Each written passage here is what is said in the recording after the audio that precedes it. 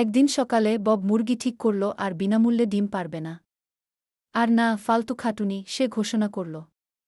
অনেক crime documentary দেখে সে তার দল জড়ো করল, বিতু পায়রা পেগি, বোকা গরু কার্ল, আর স্টিভ গোল্ডফিশ। তাদের লক্ষ্য ছিল কৃষকের ভাড়ার ঘরে ঢুকে কিংবদন্তি চিরন্তন মচমচে ভুট্টা চুরি করা। পেগি পাহারা দিচ্ছিল, যদিও সে বাতাসকে বিপদ ভাবছিল।